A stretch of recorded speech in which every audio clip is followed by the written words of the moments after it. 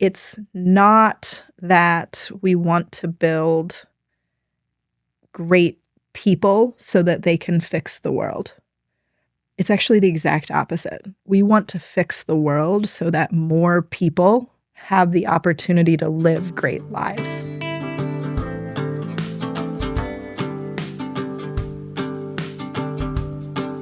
Hello and welcome back to the Hannah Frankman podcast. On today's episode, I'm speaking with Laura Mazur.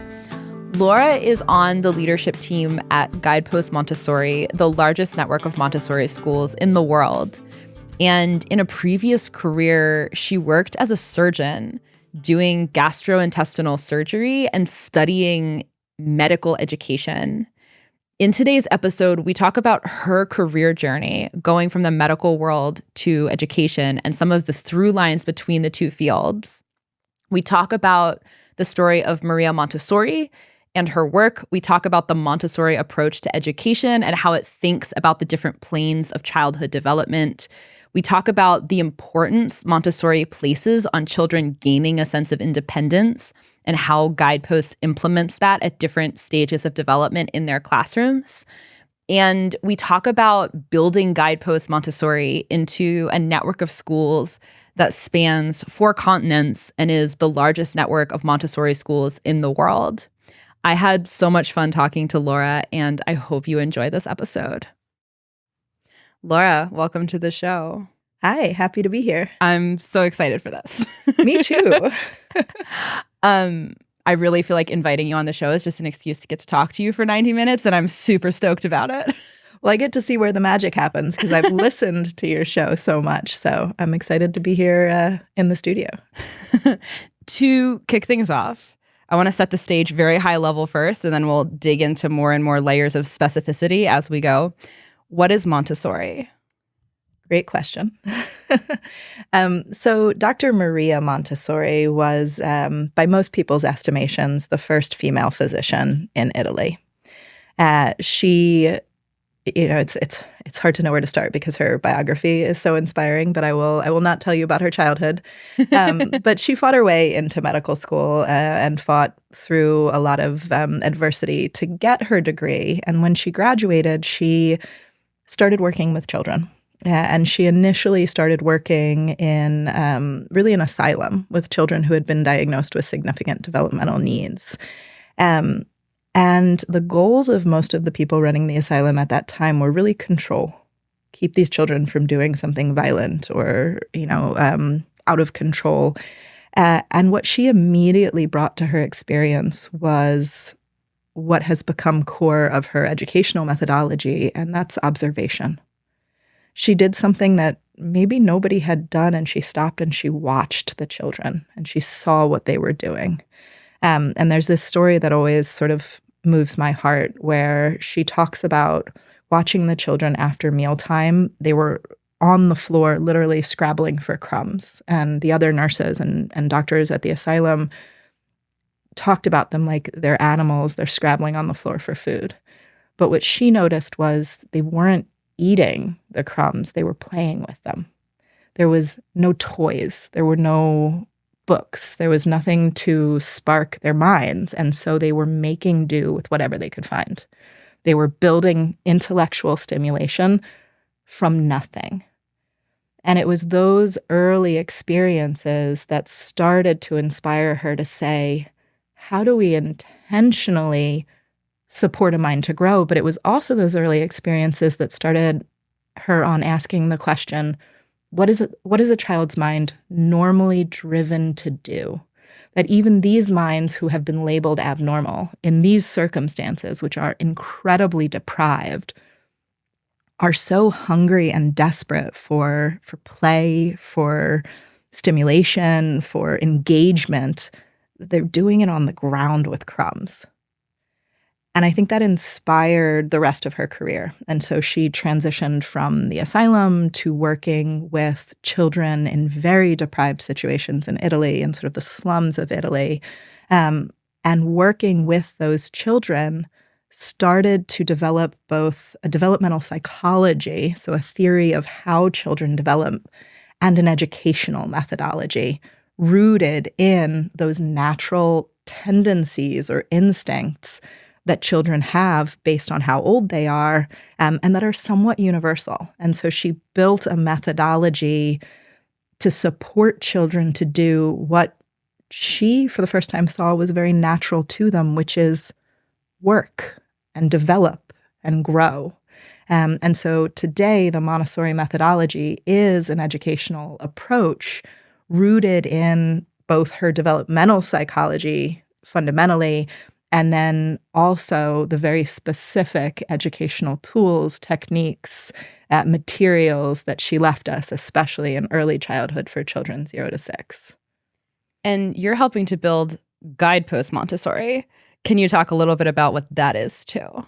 Yeah, so Guidepost Montessori is the world's largest network of Montessori schools. And so our goal is to take this method of education, which we still feel is the best way to support children to develop naturally, as she termed it, or normally, right, healthfully, and get it to as many kids as possible in as many places as possible. And so primarily that means we start Montessori schools. So we have about 150 schools around the world. That number will probably be outdated by the time you release this podcast. I always fall into the trap of giving a number, and then people are like, we can't use this audio because we're 160 now, but we're growing. Most here in the US, but we also have locations in South America, Canada, a few in Asia and Europe. And we support children all the way from birth through adulthood. So we start at 2 months of age in our Nido classrooms. And then a lot of what I do is at the older age groups in elementary, middle school, and high school. So we have students all the way through high school graduation. And then we have a teacher training arm, in part because we found that the limiting factor on starting Montessori schools was there weren't enough trained Montessori guides in the world to do what we wanted to do. And so part of what we do as an organization is we run a teacher training institute called the Prepared Montessorian Institute.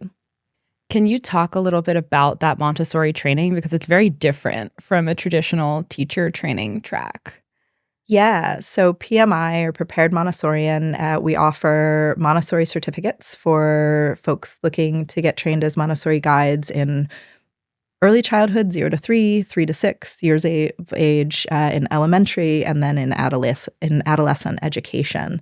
And most of them are 2-year programs. You can think of them sort of as the equivalent of a master's degree. But they're really practical training. They're rooted in the goal of getting you on the other side ready to run a good Montessori classroom. And so, I don't know that we're going to dive into critiques of higher education today, but perhaps unlike some master's programs, there's a really clear and practical goal at the other end of the program, which is an outcomes-oriented goal, right? You can run a classroom that supports children to develop, and you can do all of those things that are part of the work of a Montessori guide, right? And so you understand the running of a classroom. You understand Montessori theory. You understand both the theory and the practice. You understand the why, so you can do the what. So not just go into the classroom and deliver a lesson to a toddler on how to polish a mirror, but you also understand why Montessori built so many what are called practical life exercises into her classroom, and why it's so core for those young children to start with a strong foundation of practical life so that they can develop towards more academic lessons, and how to sequence these things in the classroom, and how to handle a child who is struggling with the lesson or is struggling emotionally. And so it's a combination of both Montessori theory and developmental theory and very practical reviews of the specific Montessori materials and lessons, with a very clear objective at the end, that when you graduate this training program, you are qualified and capable of leading an exceptional Montessori classroom, hopefully at a Guidepost school, but really wherever you take those skills. Are there things that make the Guidepost Montessori training at PMI different from other Montessori trainings, or is it fairly standard across the board no matter where you get your training? There are some things that make our training unique. Part of it is just accessibility, right? Like, again, our mission is to grow and not to gatekeep. And so we've made a lot of choices about how to try and get this training to be more accessible to more people. We're cheaper than other options, right? It's a little more affordable. We also pay for all of our guides to do training, which is not something most Montessori schools actually are able to do. And so anybody who works with us has free access to any training. And sometimes they go all the way up and just sort of keep learning. It's more virtual. There's more sort of work that you can do at a distance or asynchronously, again, for accessibility. But we also have a slightly different sort of approach towards training. And I think it is a little bit because we have that very practical goal of the other end, right? Like, it's interesting when you think about sort of professional training programs or workplace-based training programs. When somebody joins a master's in literature, you as an instructor aren't necessarily evaluating the success or failure of your course by whether or not they write a good novel that gets published and, makes it out into the world and you feel like makes the world a better place for being in it. You're really thinking more about the education as a closed system. Like the success or failure of the education is what happens in the bubble of this education, right? Like at the other end, do you know more about the Bronte sisters than you did when we started, or whatever you're focusing on. But workplace-based training is different, or professional training programs are different, because the goal and the marker of success has to be how well you do out in the unstructured world when you leave us. And so because we have both a network of schools and a training program, and because we train our own, it's really important to us that we are evaluating our training on the basis of how our graduates do in the world. So we're really committed to that. And so we think a lot about how our training supports exceptional classrooms. That also, maybe as a separate point, not necessarily as a direct extension of that, although I think they support each other. We sort of view Montessori as an open system rather than a closed one. There are folks in Montessori who think about Montessori education as very somewhat dogmatic in terms of, what Maria Montessori herself left us. And that is an enormous amount, and if you go into one of our early childhood Montessori classrooms, children are still working with materials that are exact replicas of what Maria Montessori built 100 years ago. Because they work and they're still really wonderful. And 100 years have passed since then. And so we do think that there have been new advancements in education, in technology and development, and especially as children get older. Dr. Montessori herself did less work in elementary and adolescent education. And so there's just less to rely on. And especially as you get towards elementary, there's about 100 years of development in science and history that we think students should know about. And we have no doubt, for example, that Montessori, if she were alive today, would be excited about the potential of technology. And so we bring those new tools into the classroom. And so I think all of those things, increased accessibility, a real focus on the outcomes of education as the quality of the classrooms and the progress of the students in the classrooms of our trainees, and then a view of Montessori as sort of an open system are what make our training program a little bit unique. In one of my past lives, I did curriculum development for a startup apprenticeship program that was helping kids basically skip college and go apprentice at startups doing non-technical roles instead. So it was a curriculum that was very much designed with the intention of real-world results, because we basically had a job placement guarantee. So if we sent you through our curriculum and you weren't able to land a job at the end, we'd have to give you your money back, which are very high stakes when you're working at a scrappy startup that doesn't have a lot of margins to be giving frequent full tuition refunds. And I feel like that was such a formative experience for me because it really changed the way I thought about curriculum, because it had to have real world results. It had to be practical. Do you feel like there's a correlation between having to think that way at PMI and how you think inside your actual classrooms about educating your students? 100%. Yeah, I absolutely do. I think it's made us a lot better as trainers, right? I think it means that as trainers, we're aligning with what's on our guides' minds, right? Because that's what they care about, or what a good person going through this kind of training cares about at the other end. And then, yeah, I think maybe some of whatever you're asking is how do we think about for younger children, sort of those real world outcomes or what matters at the end.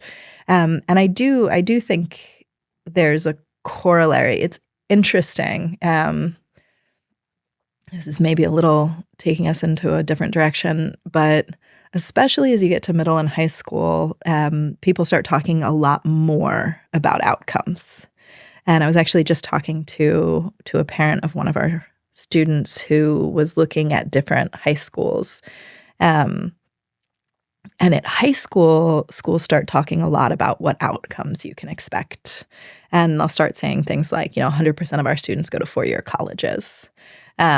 Or such and such a percentage of our students are going to the Ivy Leagues or are getting this score on the SAT. And it's interesting because it's such an understandable thing to cite, right? Because we want to know if it's successful. And the advantage that we have in these professional training programs, we don't have in sort of K-12, because in the professional programs, everybody came with a pretty similar goal. Like every once in a while, we get a parent taking our training programs who's like, I'm never going to run a classroom. I just want to know this for my own child. And that's amazing. And we love those people. But pretty much everybody who's joining our training programs, they're doing it because they want to be a Montessori guide, right? There's unity of goal. And so it's a little simpler to create a program where on the first day, we're all like, we know why we're here, right? Everybody knows why you're here. You're here because you want to create an amazing classroom. You want students to progress and develop. You want to support them academically, emotionally, socially, developmentally. You want to work with parents. Like, here are the things that success looks like.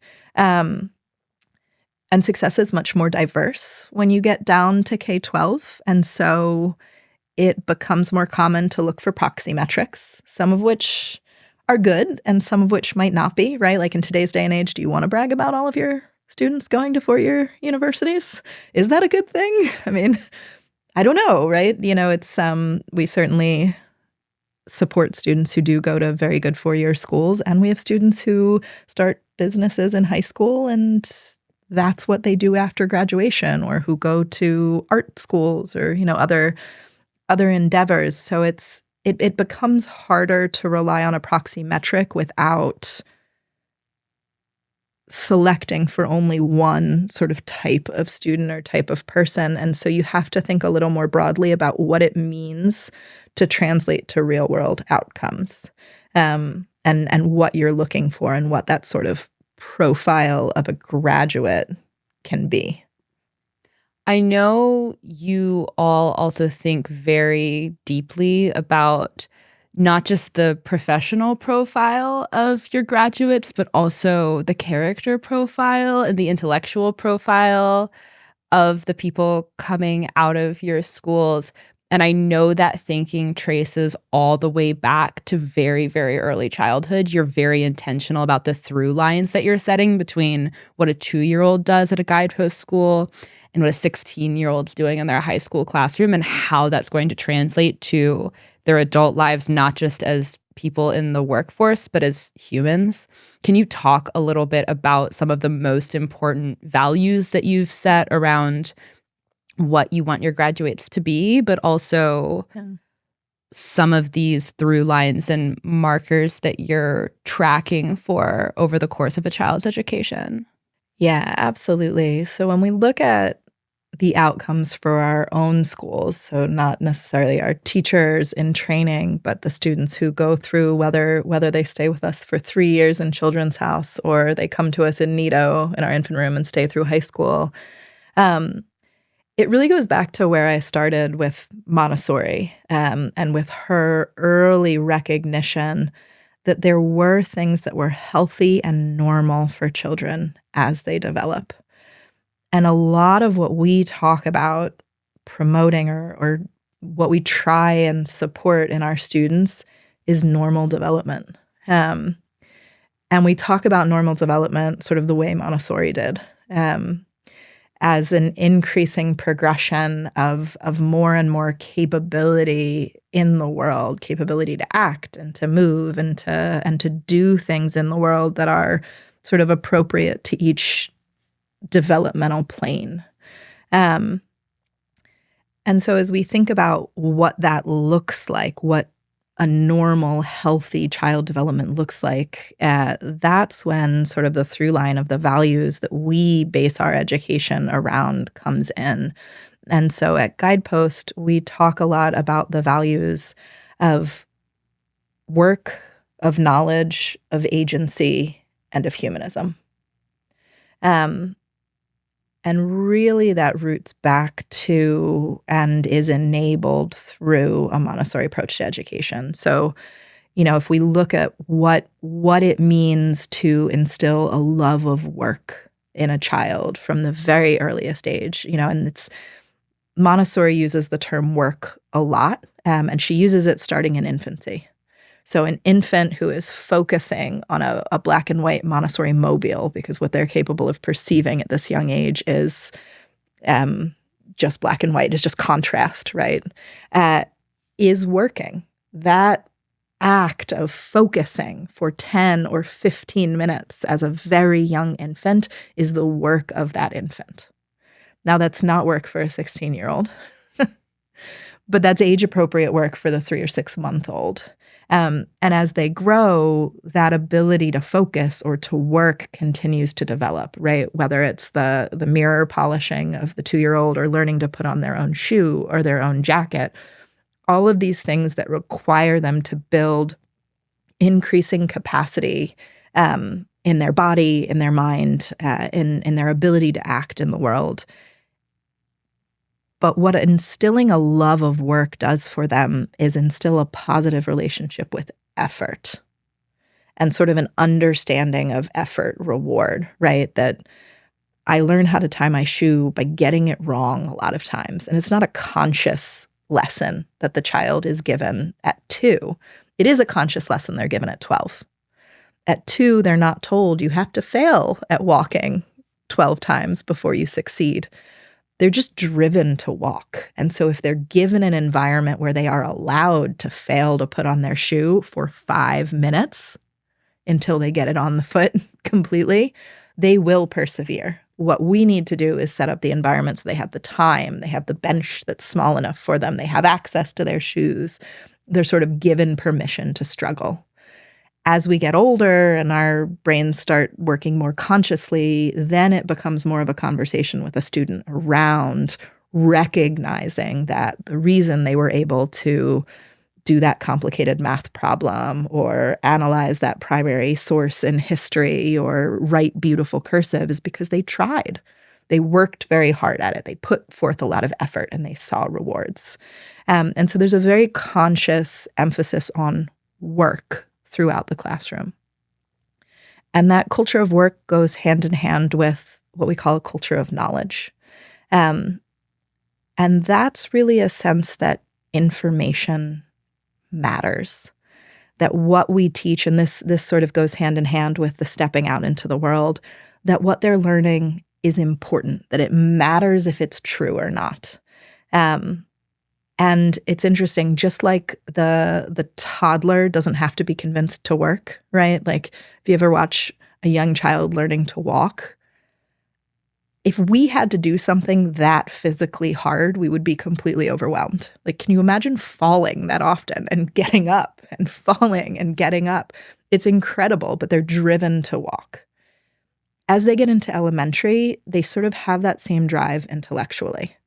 So an elementary child, just like the early child, the young child is sort of independently or unconsciously driven to grow physically, the elementary child is driven to grow intellectually. And so they can sort of fall down and get things wrong and keep getting up again and trying again and moving because they have this sort of drive to see what their minds are capable of. And then as they get to adolescence, it becomes more of a conscious conversation. Elementary children have this sort of instinct for wanting to know if something is true or real. Like it matters. It just instinctively matters. And that's sort of the love of knowledge that we want to keep alive into adolescence, right? That we don't engage in a Socratic discussion on the nature of free will as a game or to see whose speech is the strongest or as a debate, within the confines of a classroom, but because it would change how we act in the world. It would change the nature of the world. It would have consequences on how we think about other people, how we think about ourselves, how we run our societies.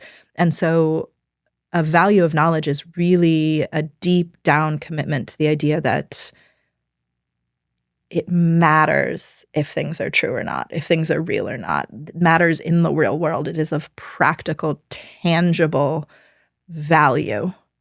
And so a lot of what we build or what we try and build and support in our schools and in our graduates is that culture of work and knowledge and that sort of normal person graduate who goes out into the world with a work ethic rooted in a love of work and a real value of and reverence for knowledge. You describe the drive of a small child to learn how to walk, learn how to talk. The fact that a very small child can learn an entire complex language or multiple is crazy.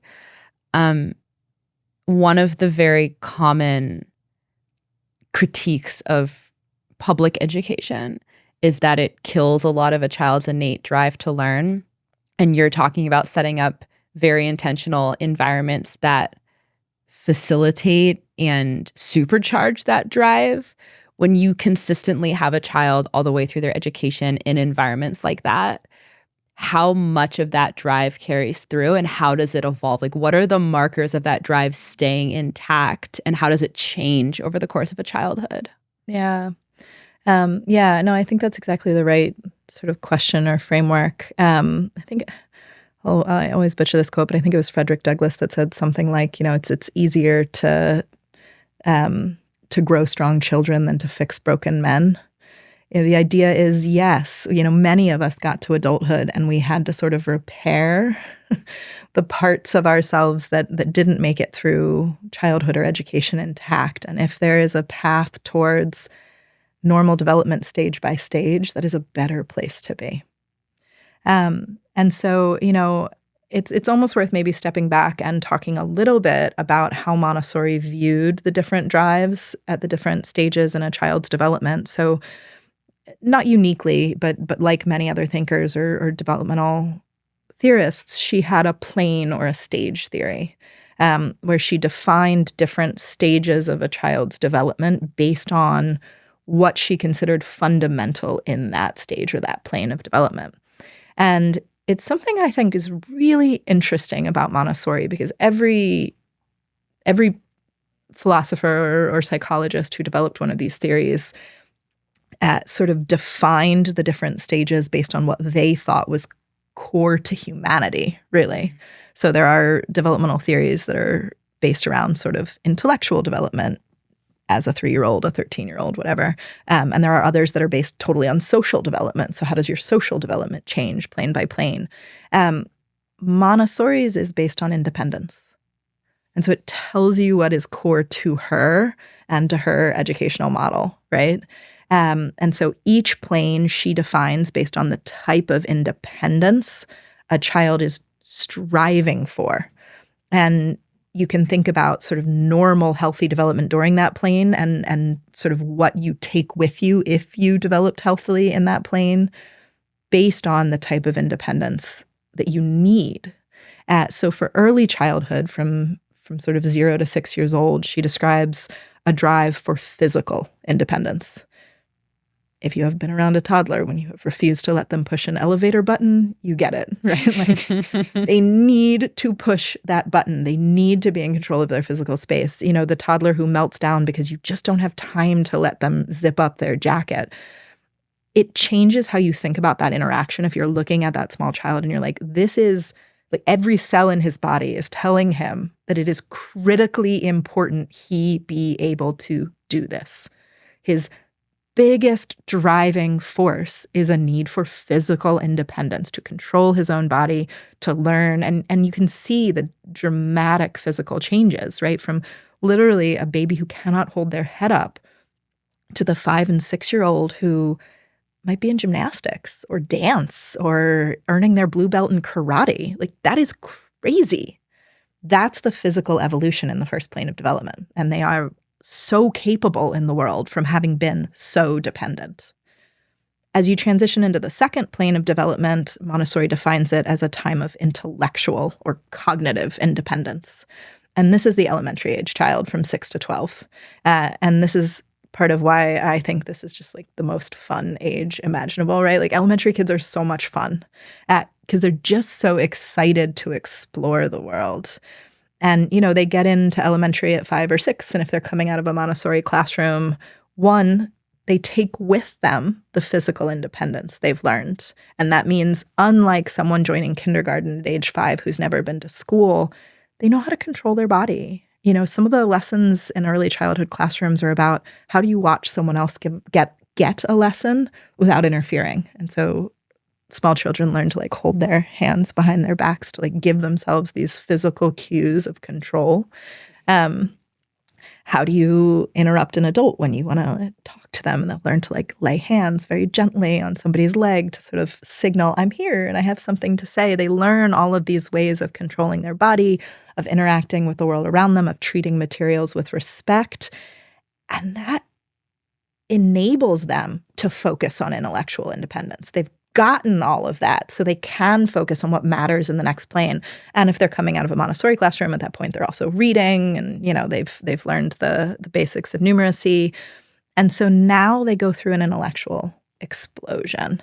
And it's worth thinking about it analogous to the young child, because I think everybody can sort of imagine that young child denied the ability to put on his shoes, because we've all seen a toddler meltdown. And the elementary age child doesn't necessarily melt down when you refuse them the right to learn the name of every dinosaur or to get really excited by, I was in one of our schools a month or so ago, and there was a child who'd gotten really fascinated by like the industrial revolution and was learning everything he could about sort of the early industrialists. He's doing these really cool projects. And then the child next to him was all in on birds' eggs. And that's elementary.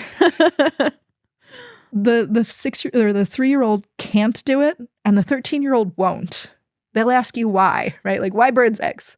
You do not have to explain to an 8-year-old why birds' eggs. They came in with that passion. Where did they get it from? I have no idea, right? Like maybe it was a lesson that sparked their interest, or they saw a bird on the way to school, or their parents love birds, or their teacher loves birds, but something sets off a spark. Or sometimes in elementary, we talk about it as planting seeds, and something germinated. This one grew. But it's the age when, in a traditional school, they're told to sit down, face front, and learn what everybody else is learning at the same pace that everybody else is learning it. And unlike the toddler, they're not going to have a tantrum. Most of them won't. Some of them will. But usually there's just sort of a spark that goes out. That moment for learning, that learning is exciting, right? That knowledge matters, right?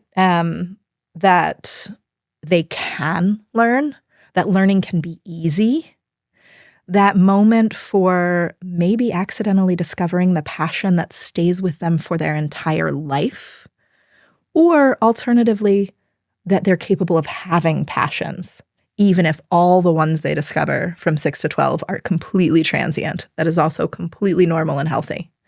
That moment is just missed.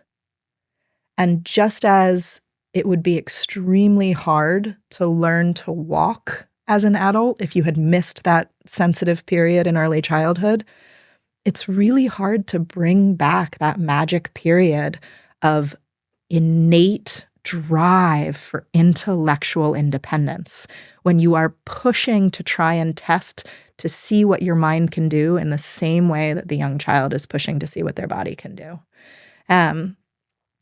It's the elementary child who memorizes 1,000 digits of pi to see if they can, or wants to create a map of every country in the world. We call that kind of thing big work in the elementary classroom. It's this sort of magic combination of lessons, right? Because you had to get some geography lessons.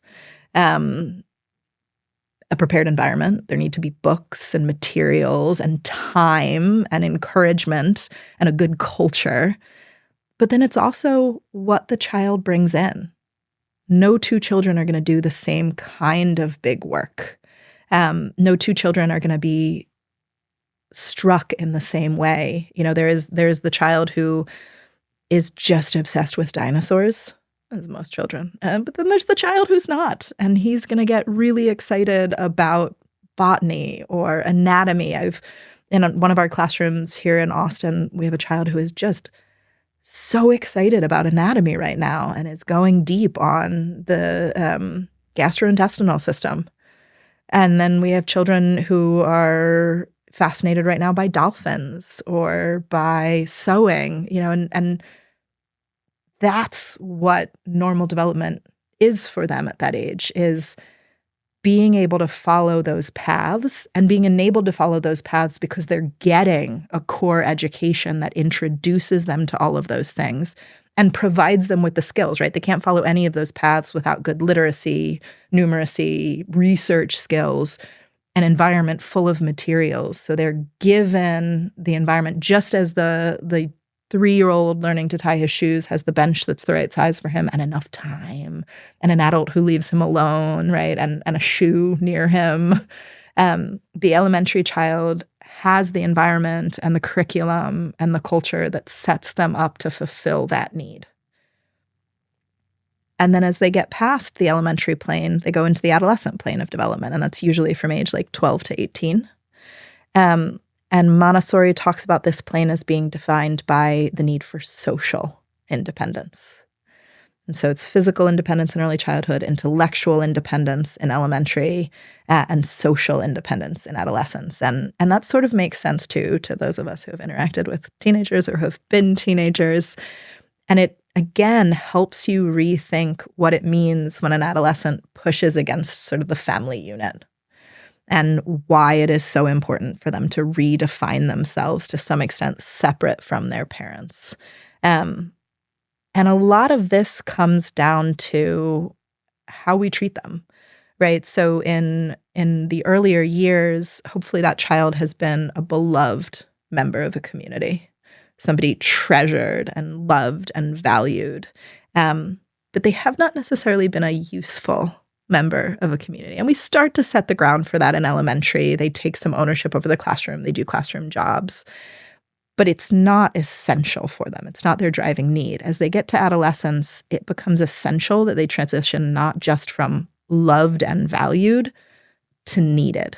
And so part of how we set up the educational model as they get into adolescence is thinking more about how to give them that real world feedback and that confidence that they can be capable in a social sphere and in an adult sphere outside of the home they were raised in. Today's episode is brought to you by the John Galt Mortgage Company. I am not currently in the market for a house, but when I am, I will absolutely be working with the John Galt Mortgage Company, which was started by my friends Mitch and Tim earlier this year. Mitch and Tim have been working in the real estate world for years, and they realized over time that mortgages are way more expensive than they need to be. Most real estate agents don't even realize how much extra profit is baked into the cost. So Mitch and Tim decided to build a new kind of mortgage, one where they voluntarily cap their own profit on every transaction and pass the savings along to you, the buyer, in the form of a lower interest rate. When I'm buying a house, I will absolutely be working with them. And if you're in the market for a house, you should too. You can find more about what they're doing at johngaltmortgage.com, or you can find a link to their site down in the show notes. Okay, back to the show. Why does Montessori have this emphasis on independence? I think it goes back to her view of humanity. Her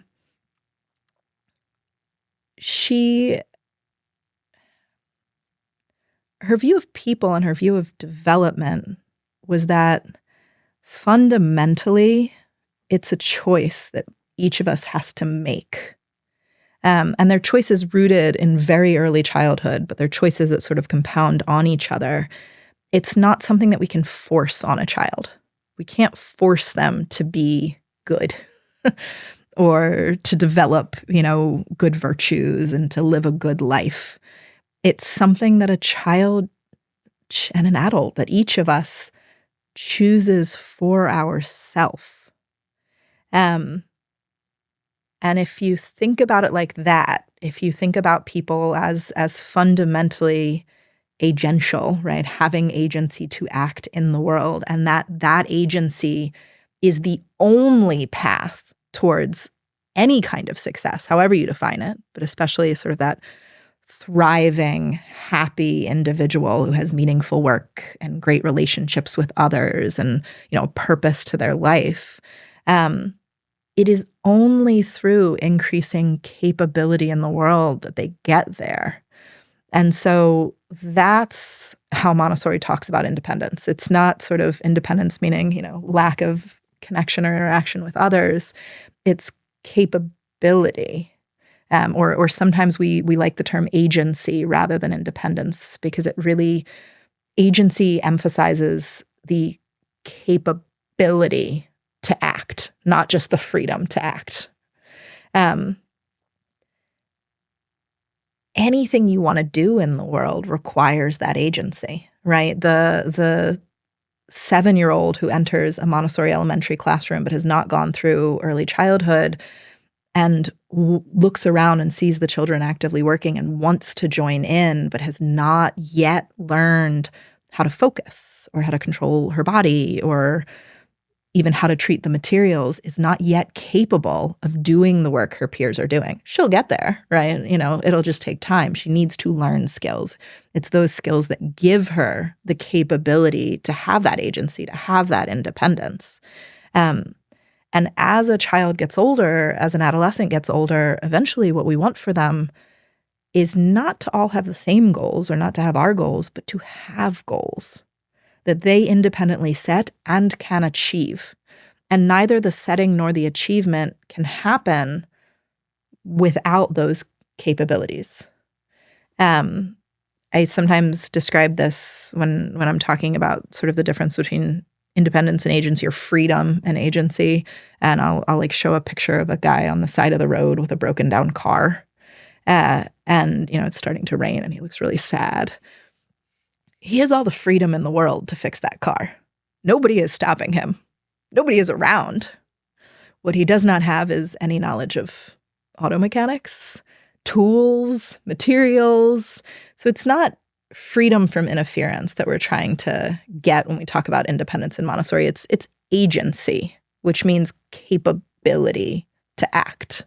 And fundamentally, if we view child development and human development as a progression from capability to capability, from plane to more capable plane, then we're building people who every day, every year, every stage are capable of doing more in the world, of doing more for themselves, of having more and more ambitious dreams that they're capable of achieving. And so fundamentally, I think that would be how Montessori saw the end goals of education and also how I would describe them.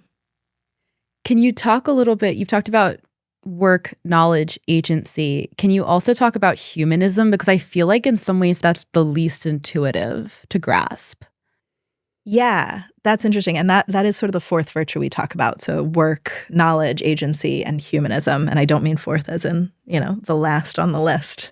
But I think it is one of the things that makes a Montessori education and a Guidepost education unique? And it's how we think about other people, and it's how we think about ourselves. And so it starts with a sense of what we call in Montessori classrooms grace and courtesy, and, sort of a basic kindness towards others. But that kindness doesn't come out of charity. It comes out of a different orientation to people. It comes from a fundamental optimism about people, about history. It's almost a growth mindset about humanity in general. And humanism runs deep in our curriculum.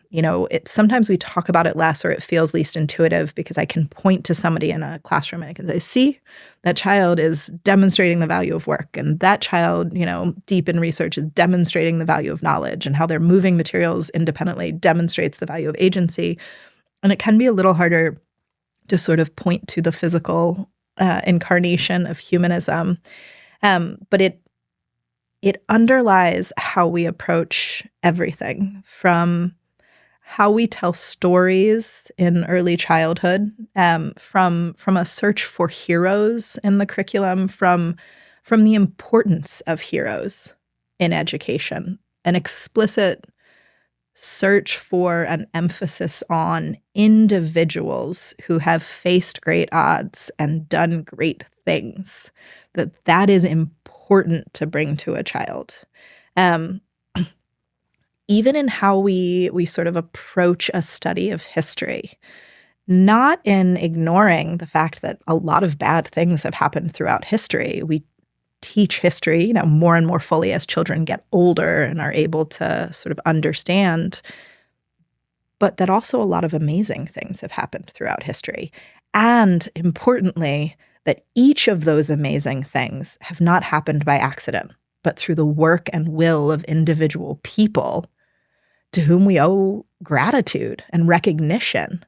And so we build a curriculum that is really emphasizing that individual work and that individual agency. And we look at people and we say, wow. In our science and math classes, we tell stories of innovators and innovation. We draw out how human life has changed over time as a result of human work. Why is it that today, we live in beautiful homes and we have enough to eat, and famine is very unlikely, and we have medications that work? And why was it different, in different times in history, and who drove those changes? And so this sort of big picture view of people as capable of greatness, and an explicit orientation towards the good, towards the positive, helps build in children a sense that the people around them are capable of great and good things, that there is value in having sort of an externally directed growth mindset, right? A mistake today does not mean you're a bad person.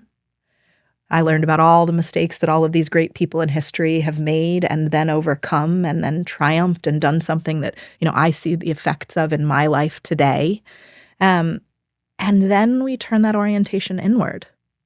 That if other people and the people around you in your classroom, in your community, in your country, throughout history are worthy of this sort of optimistic and positive view, are capable of greatness, are capable of beauty, are capable of goodness, then so are you. And so I think fundamentally that's the value of humanism. It's an orientation towards the good and towards the beautiful in others and in oneself. It's an acknowledgement of a shared humanity. And it is a growth mindset, an orientation towards sort of a benevolent view of being better tomorrow than today, and applying that very explicitly and intentionally to both other people and yourself. I think that's so beautiful. I also want to dig a little bit deeper into how this manifests in your classrooms and for your students, because I think our culture very broadly, and also the school system more specifically, has a real tendency towards foisting external goals on children, someone else's value set or someone else's idea of what success looks like. And I think kids feel a lot of pressure to perform to those standards when those standards aren't necessarily true to the child. I was homeschooled 1st through 12th grade and was completely outside of the traditional system. And I still felt this on a cultural level, that there was such a sense of like, these are things that are good and virtuous. And you like, if you do one of these things, you'll kind of be okay in life, even if it doesn't map onto my own developing self-knowledge about what brings me meaning and what I'm good at and what I like and what I would be happy to wake up every morning and do. Is there a component of either the curriculum itself or the way that you interact with students inside of the classroom that addresses that, or that helps kids also kind of take this broader sense of these are the great heroes throughout history, or some of them, a sampling of them? There's no way you can ever cover all of them, but like these are examples of lives well lived and people who've embodied these principles and these values. Do you help kids square that with their own developing sense of what they're interested in and what they want out of life, even if it doesn't necessarily track onto like inventing air travel or curing polio or something at that scale? Yes. Oh, I see what you're asking. Yeah, that's an interesting one. Because it is easy to fall into that trap. And I think, I thought you were going in a different direction, which maybe I'll chase later. Oh, please. Something I wanted to answer about sort of fighting the culture of pessimism that's so pervasive. I would like to get into that too. I almost feel like these two things go hand in hand, because there's this sort of like almost self-defeatism when you look at people who've done big things and you're like, well, that doesn't feel like my path. And so like, who am I? It's so interesting. Yes. Both of these are interesting sort of avenues to chase. Well, I'll start with the one that I think you were asking, because it's a really interesting one. And you're right. I think there is sort of this pressure. It's interesting. Even sometimes I interview teachers, and they'll talk about sort of their goals in education. They'll talk about wanting to sort of build change makers or build sort of the drivers of tomorrow. And it's not that I have anything against somebody who's going to drive the course of human history tomorrow. And as you're saying, they can put a lot of pressure, like similar to everyone should go to a 4-year college. This is what success looks like. And it comes from sort of cultural values of, greatest good for the greatest number and, almost owing yourself back to society. And so to some extent, how do you reestablish a bit of a culture of sort of individualism? Or, I think Ray, who's our CEO, put it this way at some point when he said, it's not that we want to build great people so that they can fix the world. It's actually the exact opposite. We want to fix the world so that more people have the opportunity to live great lives. Goosebumps. And that is a flip. Like, there are a lot of things in how we think about education that are actually a sort of 180 of how it's sort of commonly held. The other one, I'll sort of toss out there, going back to our conversation about work, there's this pervasive sense that in order to work, a child has to have like a really strong sense of themselves, right? Like we have to make them feel really good and comfortable so that they can work in the classroom. And Montessori said, no, it's the exact opposite. The only way they're going to develop a true sense of self-worth or self-esteem is by working. That's the only path. You can't build them up so that they can work. They have to work so that they can build themselves up. And flipping these cause and effect relationships, I think, are the path towards escaping that false sort of cultural pressure that the way your worth is estimated is by greatest good for the greatest number. But I also think it comes from supporting children in a strong culture that does have clear values. And so a classroom that really celebrates work and does not distinguish, does not tell students that the work done to memorize the digits of pi is better or more worthy than the work done to classify birds' eggs, or it's funny, I can't even come up with a good example because I'm like, of course they're all worthwhile. Like the child who is drawing their own comic strip and the child who is begging for extra math problems, like both of these children, if they're putting forth effort, if that comic strip is getting drawn with a straight edge and a ruler and a pencil version before the ink goes on, and they're getting feedback and they're doing research on different comic styles, right? Like what makes it worthy is the effort, not the impact necessarily. And so I think you can build this into the curriculum. It's interesting. I was talking to a high school student who is in one of our schools who is on the state robotics team, and she is doing such cool stuff. I was just over the moon. She's showing me all these really cool pictures. They join these competitions. They're given sort of like a challenge, and then they have to build a robot who can complete that challenge. And then they go to all these competitions around the state. The different robots compete. And she's talking about sort of what she wants to do next because she's, going to be a junior. And she was talking about the different options between, she's looking at some very high-tier technical schools and the possibility of going to college for mechanical engineering. And she's also looking about going out into the workforce and getting a job in construction. And she has sort of a vision for what that would look like. And her approach to both is the same. She loves the work. She loves what she would get to do. And so she's debating these two on very interesting and advanced terms, right? She's thinking about the costs. She's thinking about what it would mean to, have to pay for college and to have that much time. And she's also thinking about the benefits. And she's thinking about the benefits of, I know that there's this thing I love to do, and I know how I want to be able to do it every day. And I'm playing around with how adults do it in the world, and I see them in different arenas. And I could see where college would be a path, and I could see where it wouldn't be a path. And it's kind of amazing to watch her go through this calculus, because what she's centering on is the type of work she loves and which path gets her to a place where she does that work and can continue to grow in her capability to do it. One of the things that I've heard Ray talk about is the idea of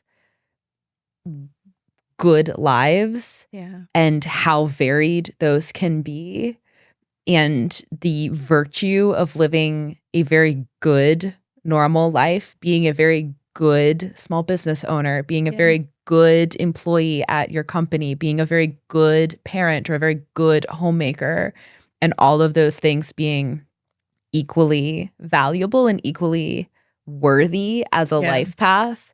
And I find that very beautiful about your overall philosophy of what you do. How innate is that to Montessori versus the work that you do at Guidepost and the spin that you put on Montessori's philosophy? Yeah. I think the grains are there in Montessori. I don't think she explicitly named it the way that we have. And so I don't think it's universal. I don't think every Montessori school would agree with us that this is the end goal. I think it is absolutely consistent with her philosophy and how she thought about people. But I do think that we've gone that extra step of naming it and stating it. And what does that mean, right? Like when we think about what it means to be a good person, right? It's such a loaded term because everybody means something else. Half of our junior and senior liberal arts course in high school is debating what is the good life. Can I take that? That sounds amazing.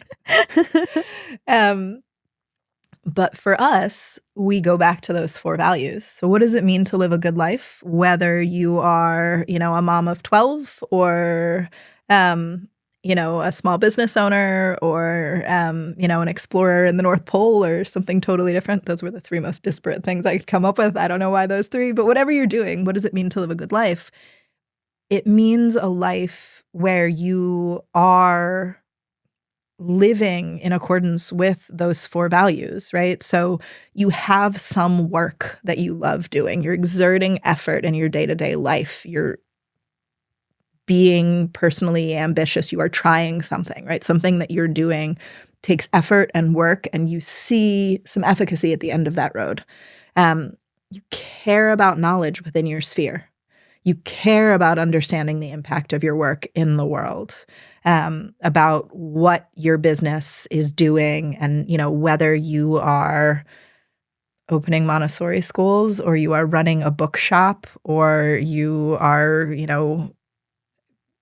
a line cook at a restaurant. It matters to you that it's done well, and you care about understanding your sphere, right? Whether you're learning more techniques to make your, garnish on the plate, which was what I did when I was briefly a terrible line cook, look as beautiful as possible, or you're learning about, whatever sphere you're in. Agency, you are making independent choices. You're setting goals for yourself. You're achieving those goals. When you fail to achieve those goals, you're thinking about why. You're picking yourself up, reevaluating the goal, reevaluating the process, and trying again. And humanism, you have deep relationships with other people that are benevolent, that are good, that are healthy. You love people. People love you. You walk around the world and you're not looking at strangers as potential enemies. You have a fundamentally benevolent approach to interacting with people. And so what does it mean to be good? None of those things have a career definition. None of those things have a perfect family fit. None of those things tell you if you should live close to your parents or not speak with them. None of those things tell you if you should work in finance or in construction. But with any of those optional choices, there is a path where you are living those values of work, of knowledge, of agency, of humanism. And that translates to that normal, healthy, thriving, good life. One of the very interesting things about what you do at Guidepost is that you've extended Montessori's philosophy beyond her primary focus of 0 through 6 years. And you've extended it out into elementary school, which is slightly more common, but then all the way through to the senior year of high school. Can you talk a little bit about both what that process was like of pulling the philosophy out and extending it beyond her work, but also what this actually looks like in practice? Yeah. So Montessori herself did the majority of her work in early childhood. And so a 0 to 6 classroom looks very similar today to how it looked 100 years ago. The materials are very similar. The setup is very similar. Now, some of our classrooms are in Chicago high-rises or, old mansions a block from Central Park in New York. So the setting may have changed, or in strip malls in, Indiana. But the content of the classroom is very similar. She did less work in elementary. Her son, Mario Montessori, followed in her footsteps and created more of the lessons and materials that we use in elementary today. And she had just started turning her thoughts towards adolescence when she died. And so in elementary and adolescence, not only did she not leave behind a fully fleshed out educational sort of system or plan, again, that's where the 100 years since she passed matters, right? The new tools, the new educational technologies, even just a dramatically expanding content changes how we think about educating. We're obviously going to teach the last 100 years of history. We don't think that students should graduate even elementary, let alone middle or high school, without being fluent in computing. And so there's definitely a need for continued development. And one of the challenges as we sort of face that was a bit of a push and pull from people who would ask us, well, what is Montessori about this?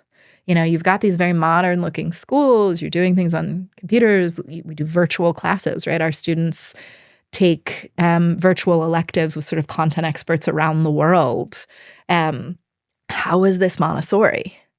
And so there was a little bit of almost an identity crisis of asking ourselves, well, what is Montessori in adolescence? And how much should it be Montessori? Like, what does that mean, given that what she left behind for adolescents in particular was sort of half of an appendix, and what she described was a farm school, right? She talked about Erdkinder, children of the land, and she described taking middle school students away from their families and sending them to work on a farm for a couple years. And, some parents are tempted. But but most of us would say no. I don't really think my 11 or 12-year-old is ready to go be full-time farm worker away from the home. How or can that translate to modern day world? Like, what about this Erdkinder mentality is possibly relevant in today's world? And there are some people who will argue that the only true Montessori adolescent program is a farm school. And it's worth sort of sitting back and thinking about, well, why the farm? What was she trying to get at? Because just as in the early childhood classrooms, at first glance, you can walk in and you can say, well, I see children playing with wooden blocks. That does not seem so spectacular. And then as you get into the design of the materials, there's a lot more to them, and they're very thoughtfully and intentionally designed. And if children are playing them as blocks, they're misusing the materials. And so there's going to be a guide who sort of corrects them. It's not a farm for farm's sake. So, if we go back to what we were talking about earlier with the planes of development, what Montessori advocated for in adolescence, or said was core to the adolescent plane, was that social, or even she sometimes phrased it as economic independence. And I think economic is a really interesting term because it really forces you to think about, survival in a social setting, right? The ability to exchange value for value. Doesn't necessarily mean economic independence, like I should be able to, pay rent to my parents at age 12 or something that, feels very out of touch with modern society. But economic implies an exchange of values. It implies not just being loved the way social could, but being a valued member of the community, that things would be different if I weren't here. And on the farm, that's obvious. If you do not milk the cow, nobody has milk that morning, right? If you're not mucking out the stalls, the horses suffer. You can see I don't have a lot of farm experience. You are not an Erdkinder. I was not an Erdkinder. I found out as an adult that 4-H clubs were real and not just from the sort of like babysitter club books that I had read, and I was shocked. Like, where did you get the cow? This is not part of my New Jersey upbringing. So why the farm? And I think part of it is it's a place where children and students really do get to be essential members of a community in a new way. They're forced to be.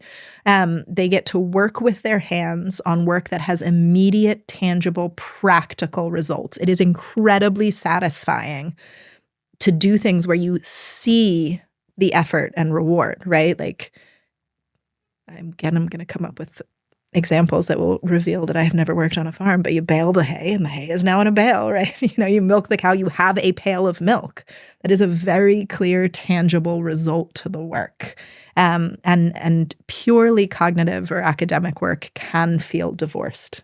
And so you can miss that sort of immediate sense of efficacy, sense of capability, and capability in this new social or economic sphere.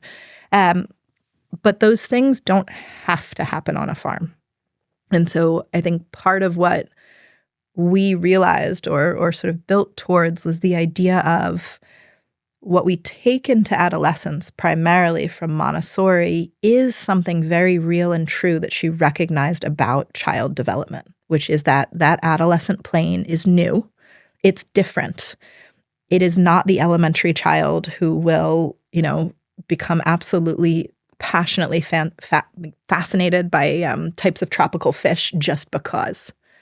The adolescent wants to know why, because they are looking out at the wider world and they are saying, am I capable of living in it? And so they are constantly asking of the things you're bringing them in school, is this worth my time? How will this translate? And the more they bring in with them from elementary, that sense of joy in intellectual exploration, the more they'll come along with you. And so coming out of elementary very healthy with that very well fulfilled will help them transition into adolescence. But it is natural and healthy for them to start to ask, how do I apply my skills and my knowledge to real world problems? And so we start bringing those into the classroom, and students start going beyond the classroom more and more. And so we start bringing in, real world challenges that you can't solve without the content of the unit or study that you're doing. We start encouraging students to engage in whether it's competitions or collaboration with students either at their school or in other schools in our network or in the world, whether, it's a robotics competition or a debate competition or even a math contest, places where they can sort of see themselves in a bigger sphere. They start doing internships. They start working with business mentors to start small businesses. Our high school students do career weeks each week where they spend a week full time with somebody in a field they're interested in exploring. And those grace and courtesy lessons of early childhood that we were talking about, learning how to interrupt an adult or hold your hands behind your back so you can watch somebody else work, start to translate into really professionalism lessons in middle and high school. And you start to think about how to write an email to someone you don't know, how to create a cover letter, how to interview, how to start gaining those very practical skills that let the adolescent, as they're learning calculus and studying Socrates and, doing Punnett squares and all of these other things, look out into the world and still feel that essential sense of increasing capability to act that has been their driving need, just in different arenas since early childhood. I have a very soft spot for Montessori's Erdkinder idea. My first job, I was 17, not 11 and 12, but my first job was on a farm.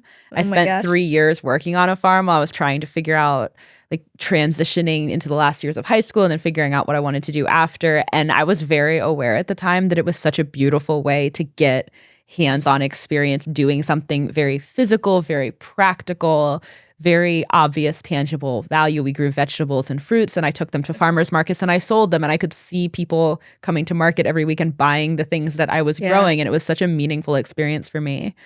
I remember writing very poetic in a still kind of angsty teenage sort of way, pieces about how I went to a farm and I grew too kind of idea. Yes, yes.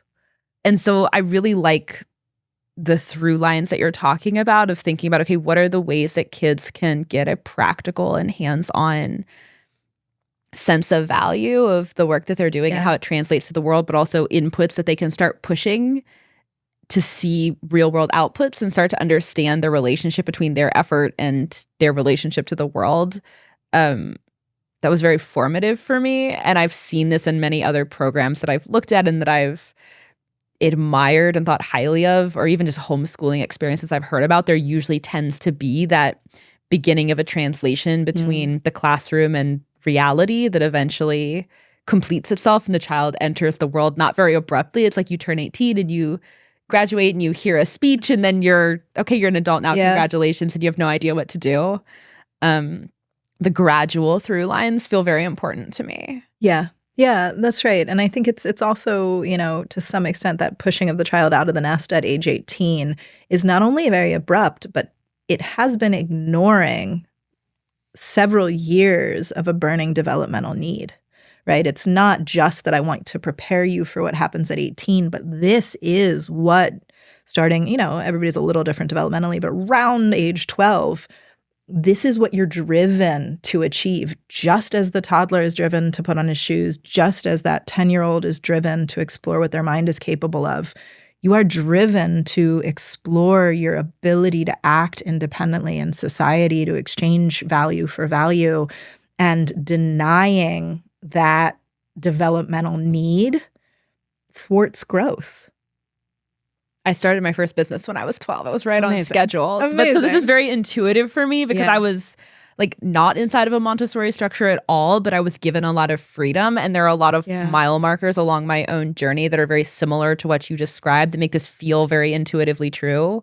And probably for someone whose development wasn't so constrained by a public education that they had enough space to feel into their own proclivities and impulses like probably feel some level of intuitiveness to this, or anyone who's watched a child develop?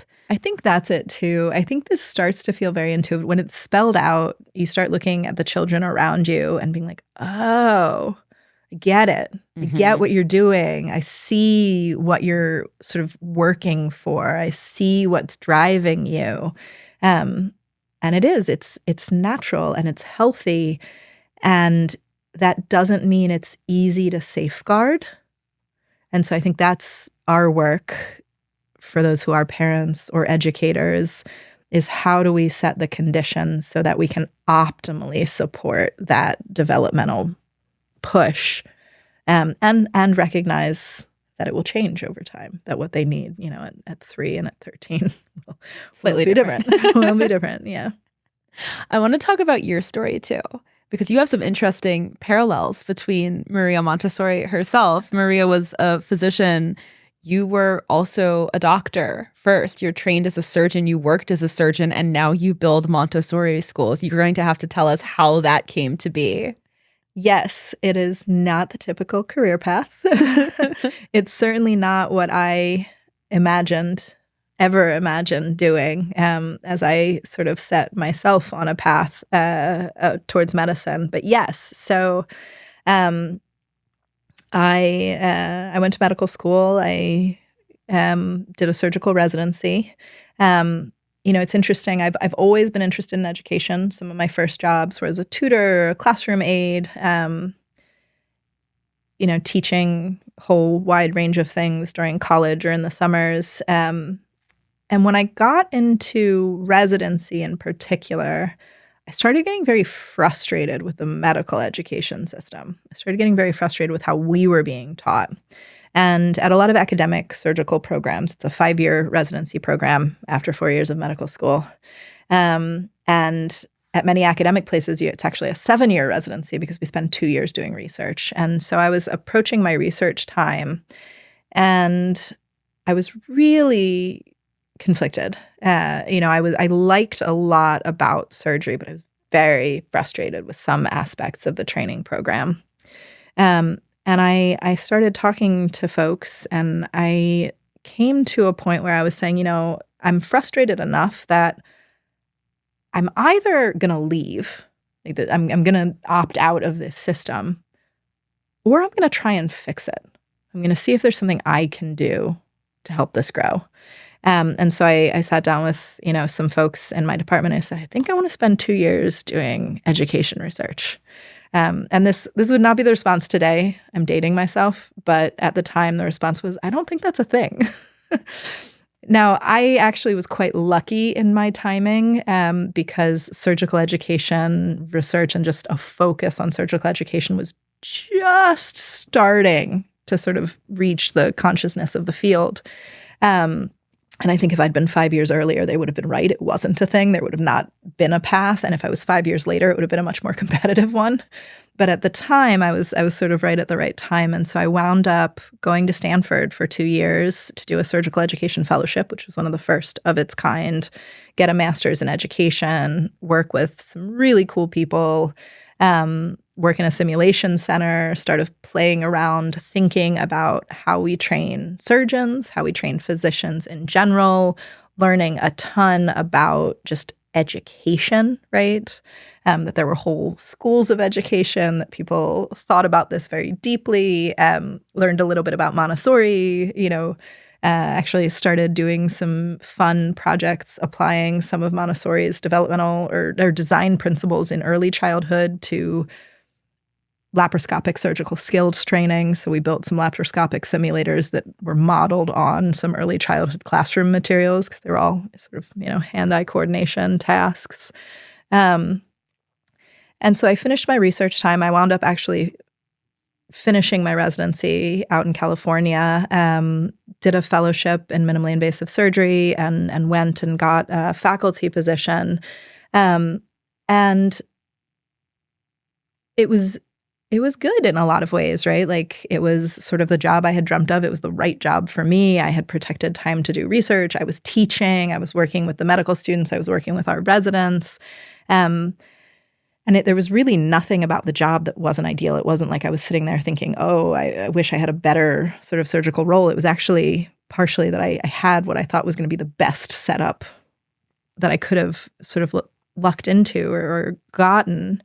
And then a few things happened at once. Partially COVID hit, which, was COVID. And so that was challenging in all the ways it was for everybody, whether you were working in healthcare or not.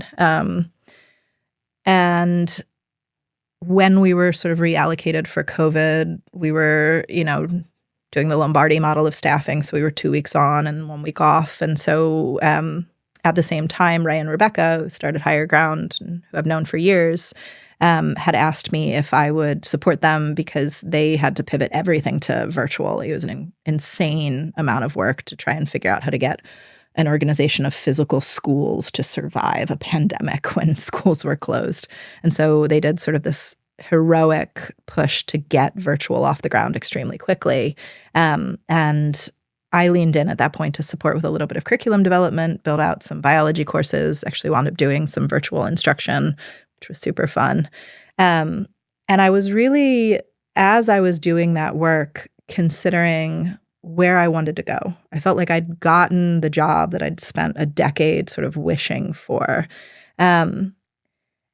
And in part, I was getting a little bit frustrated by my ability to impact surgical training, which was this thing that, for the last decade I'd said I wanted to do.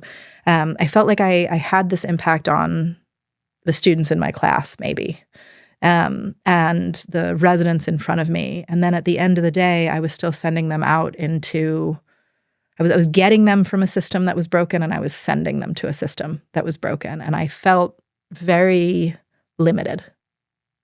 We could have a very good exchange. I could make sure that they knew how to take out a gallbladder the right way. But I felt very, very limited with what I was able to impact. And at the same time, frustrated with the students that were coming to me. And these were students who were the best in the country in a lot of ways. These were students who aced every test, did well on interviews, they should have been the top of the top. And a lot of them got to medical school or residency not having really learned to study, not having that work ethic, right? Not having that sense of knowledge of the thing that must become true when you step into surgery, which is what has life and death value. There's nothing like surgery for building a culture of knowledge. And so I was sort of a foot in both of these worlds. One, really questioning, even though I liked what I was doing as a clinical surgeon, really questioning what my impact could or would be. And then working with this organization that I really admired and was excited by. And at one point, Rebecca sort of said to me, we're looking for someone to come on and take over the upper schools. And she sort of laughed and said, man, I wish I could offer you that job, but I know you'd never take it. And I laughed too. And I said, of course not. That's the craziest thing you've ever said. But I couldn't get the idea out of my head. I sort of couldn't get it out of my head that there would be an opportunity to have almost like a green field, right? Literally from birth, and really rethink what education could be from the ground up. And it sort of felt like a place that I could do uniquely good work. And I wasn't sure if it was going to be the worst mistake of my life, but I also knew that it wasn't a chance that was going to come twice. And so made a very crazy decision and decided to transition into education. And that was almost 3 years ago. And so far it's been good. That's a wild story. I knew part of it. I'd never heard the whole thing straight through. That takes a lot of courage to leave a career you've invested that much time and energy into, to go do something radically different at a startup where things are much more varied than the very established medical industry. It's interesting. It was one of those things where it felt like it almost would have taken more courage to say no, because I felt like there was this unknown opportunity that I just had to know if it was the right path for me. And I sort of jumped in knowing, I might regret this, and going back will be hard. It's hard to go back to medicine when you leave it. And I had the job I'd been fighting for. So I knew that if I left and I didn't like it and I wanted to go back, I wouldn't be walking into that job again. Like they were not going to hold it for me, understandably. But there was no question that it was the choice I had to make in the moment, because I had to know. There was enough doubt and uncertainty in my mind, and there was enough potential and opportunity that I had to see. And it has been one of sort of the biggest choices I've made in my life that has the most fundamentally changed sort of the course of my life, as well as the day by day. And I'm grateful for it. You're 3 years in now, almost. Yeah, just about. How has it been? What's the conclusion thus far? It's been good. It's been good. It's interesting. It's pushed me to grow in all of the right ways, which was one of the reasons I made the choice. There were ways I wanted to grow that I didn't feel like I was growing. I still am incredibly excited by the work. I'm excited by what we've done. I think, we've done some really good work in the last 3 years. And I'm now at a point where I am just, every day I hear something new from one of our elementary or middle or high schools that is exciting and interesting and weird and funny and amazing. And I feel like we've just begun, right? We're still just, a couple small little middle and high schools. And so we're poised to explode and, continue growing and continue developing. So it's been really exciting. And I feel like we almost haven't even started. There's so much left to do. What are the benefits of having a medical background and moving into education? I imagine there are perhaps through lines, the types of things that I feel like kind of get lumped together in people's heads, because at least maybe this is just a me thing, but when I'm talking about, careers that you need a degree for, it's like law and medicine and teaching, like they almost feel like similar categories. They're both like very established, very expansive fields, and yet they're also wildly different. Yeah, it's interesting. A few things. I mean, one is I was in a field where I mastered a really complex body of knowledge and used that information to make decisions that were literally life and death. And that gives you a sense of confidence that you can do it again, right? So, and I tell that to other people who are thinking of career changes too. Having mastered something makes you capable of doing it. And so you come in, because I didn't come into medicine this way when I was, 20 or whatever. I did not come in knowing how to learn. I did not come in confident that I could. And so part of it is how I think about, sending our high school graduates out in the world already having that. But having left a field where I did work extremely hard to master something and to, be capable of doing that work, makes it easier to do a second time. I actually had a mentor tell me that when I was considering leaving, that, if you are capable of this, you are capable of other things too. And part of it is just, both medicine and law, interestingly, that you named, and teaching are all service professions, right? You work with people. And so there is a different consideration when you're thinking about the outcome as being an outcome on another human being, whether it's the health of a patient or the learning of a child. It's a partnership, not an act on, right? It's not the same as sort of fixing a car. You have to consider the other person and their values and what matters to them. And so there's an approach that I think is very similar in all of those sort of professions in education as in medicine. And then I think in terms of working with teacher training, I spent a long time teaching young adults who were trying to get into a profession, right? Or who wanted to become doctors and were in a training program with that explicit focus. And so I think there's a lot of overlap between physician training and teacher training. I know that you're very busy traveling around the country all the time, visiting schools, managing all different aspects of what you're doing at Guidepost. I really appreciate you taking the time to come talk to me here. If people enjoyed this conversation and they want to learn more about the work that you're doing at Guidepost, or maybe they want to hear more specifically from you, where would you send them next? Thank you. This has been so much fun. And please head over to the Guidepost website, which, also has some interviews and videos of me. And you can always sign up for our parenting guide if you're interested in sort of practical ways in which all of these ideas apply to children of different ages.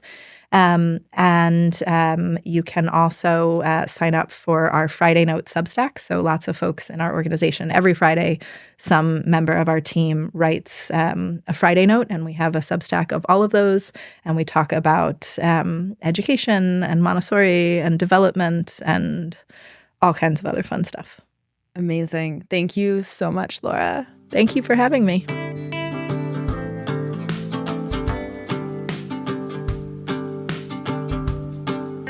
All right, my friends, that is a wrap for today. Thank you so much for listening to today's episode. I hope that you found this valuable.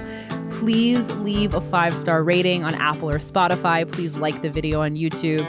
And please don't forget to subscribe on whatever platform you listen to make sure that you don't miss next week's episode. Thank you so much, friends. I will see you next week.